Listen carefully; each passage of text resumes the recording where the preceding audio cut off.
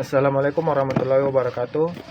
Perkenalkan, nama saya Kisman, saya dari kelompok 2. Saya akan mempresentasikan kesimpulan yang saya dapat dari kelompok 1 sampai kelompok 7. Dan tugas ini dari sejarah peradaban Islam. Kelompok 1, Rizky Pramudia, yang materinya pengertian sejarah peradaban Islam. Kesimpulan yang saya dapat, dengan memahami sejarah peradaban Islam dan kebudayaan Islam, periodisasi peradaban Islam, serta metode studi sejarah Islam, kita dapat mendalami warisan budaya dan pengaruh Islam yang sangat luas dalam perkembangan dan perubahan dalam peradaban Islam selama berabad-abad. Dan kelompok 2, yaitu saya sendiri, Kisman, dengan materi bangsa Arab pra-Islam. Kesimpulan yang saya dapat, kondisi masyarakat Arab sebelum Islam sangat buruk dan belum memiliki tatanan kehidupan sosial yang teratur terhadap kesenjangan antara kaum bangsawan dan masyarakat biasa, di mana kaum bangsawan menjadi terpandang dan memiliki otoritas yang lebih dibanding masyarakat biasanya. Untuk kelompok 3 belum ada kesimpulan yang saya dapatkan karena kelompok 3 belum mempresentasikan makalahnya. Oke, kita lanjut ke kelompok 4. Nurbania dan Reski Aditya, yang bermateri masa pemerintahan Khulafaur Rasyidin. Dan kesimpulan yang saya dapat ada tiga poin, yaitu yang pertama, perkembangan peradaban Islam pada masa Khulafaur Rasyidin mengalami kemajuan yang sangat pesat. Hal tersebut ditandai dengan pembangunan di berbagai bidang, misalnya perluasan wilayahnya kekuasaan, pemerintahan militer, perkembangan armada angkatan laut, pembentukan lembaga Baitul Mal, pembangunan sarana ibadah, pembekuan Al-Quran, pengembangan ilmu pengetahuan, dan lain-lain. Yang kedua, umat Islam betul-betul masih berpegang kepada tali agama Allah yang lurus. Dalam artian ajaran Islam diartikan sebagai dasar negara.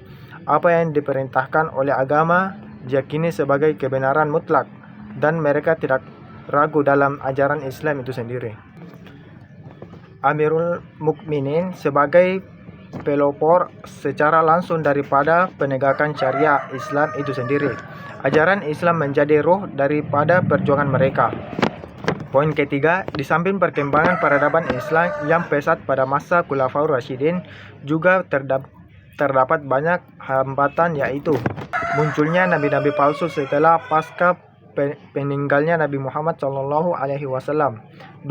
Munculnya kelompok-kelompok pemberontakan baik dari luar Islam terlebih dari dalam Islam itu sendiri.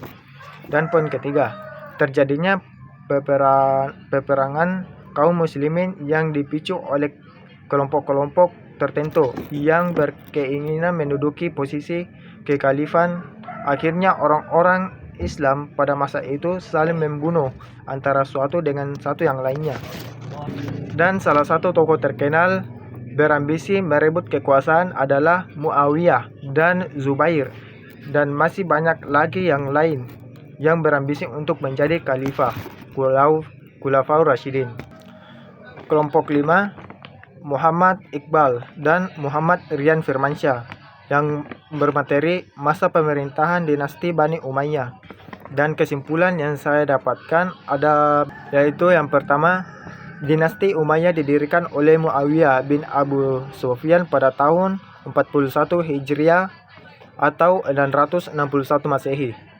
Kedua, keberhasilan yang dicapai Bani Umayyah diantaranya bahasa Arab yang dijadikan bahasa resmi negara, pembuatan mata uang Arab, pengembangan bidang keilmuan, dan lain-lain. Ketiga, dinasti Umayyah diambil dari nama Umayyah Ibnu Abdi Manaf. Dinasti ini dirintis sejak masa kepemimpinan Khalifah bin Affan, namun baru berhasil dideklarasikan dan mendapatkan pengakuan kedaulatan oleh seluruh rakyat setelah Khalifah Ali terbunuh dan Hasan ibnu Ali yang diangkat oleh kaum muslimin di Irak. Keempat, atau yang terakhir, sistem pemerintahan Bani Umayyah diadopsi dari kerangka pemerintahan Bizantium, di mana ia menghapus sistem tradisional yang cenderung pada kesukuan. Pemilihan khalifah dilakukan dengan sistem turun-temurun atau kerajaan. Hal ini dimulai oleh Umayyah ketika menunjuk anaknya yang bernama Yazid untuk meneruskan pemerintahannya yang mulai dipimpin pada tahun 679 Masehi. Dan kelompok 6, yang pematerinya Nasruddin Ilyas, yang materinya masa pemerintahan dinasti Bani Abbasiyah. Kesimpulan yang saya dapat, Bani Abbasiyah merupakan masa pemerintahan umat Islam yang merupakan masa ke masa dan kejayaan dari peradaban umat Islam yang pernah ada.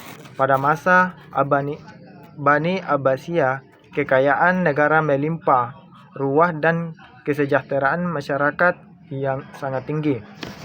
Pusat peradaban Islam mengalami kemajuan yang sangat pesat, sehingga pada masa ini banyak yang muncul para tokoh ilmuwan dari kalangan umat Islam, baik itu ilmu pengetahuan yang bersifat umum seperti ilmu kedokteran yang telah mencetak dokter seperti Ibnu Sina, Ibnu Rushd, dan lain-lainnya.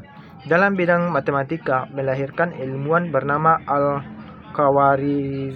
Al-Khawarizmi yang merupakan penemuan angka 0. Demikian juga dari bidang ilmu agama, adanya perkembangan ilmu tafsir, ilmu kalam, filsafat, dan lain-lain. Pada masa pemerintahan Khalifah Harun al-Rasyid, kesejahteraan umat Islam sangat terjamin, karena pada masa ini puncak dari kejayaan Bani Abbasiyah, dan pembangunan dilakukan di mana-mana, baik pembangunan rumah sakit, irigasi, dan permandian umum. Setelah berakhirnya pemerintahan Khalifah Bani Abbasiyah, Islam sangat mengalami keterpurukan yang sangat parah dikarenakan serangan dari tentara Mongol yang telah menghancurkan pusat peradaban umat Islam di Baghdad dan menghancurkan pusat ilmu pengetahuan yaitu Baitul Hikmah yang berisi buku-buku karangan para ilmu umat Islam yang tak ternilai harganya. Kelompok 7, Randy Effendi, dengan materi peradaban Islam di Spanyol. Kesimpulan yang saya dapat, Spanyol sebuah negeri yang meninggalkan jejak yang begitu besar di sepanjang sejarah umat Islam. Pada awal perkembangan Islam di dunia Eropa, dikarenakan penguasa Islam terhadap semenanjung Iberia, lebih khusus Andalusia, telah menunjukkan bahwa Islam telah tersebar ke negara-negara Eropa. Namun di balik usaha keras umat Islam mempertahankan masa kejayaan sekian lama, umat Islam mengalami kesulitan yang amat berat, yang dimana pada saat itu Islam diserang oleh penguasa Kristen, yang dimana umat Islam sudah tidak kuat menahan serangan penguasa Kristen, sehingga pada akhirnya Islam menyerahkan kekuasaannya, dan semenjak itu berakhirlah kekuasaan Islam di Spanyol. Sekian dari kesimpulan yang saya dapat dari kelompok 1 sampai kelompok 7. Dan mohon maaf bila jika kesimpulan saya kurang jelas atau masih kurang menerangkan, dan apabila kesimpulan saya agak kurang memuaskan, bisa dapat dikoreksi. Dan hanya itu yang dapat saya sampaikan. Saya akhiri. Wassalamualaikum warahmatullahi wabarakatuh.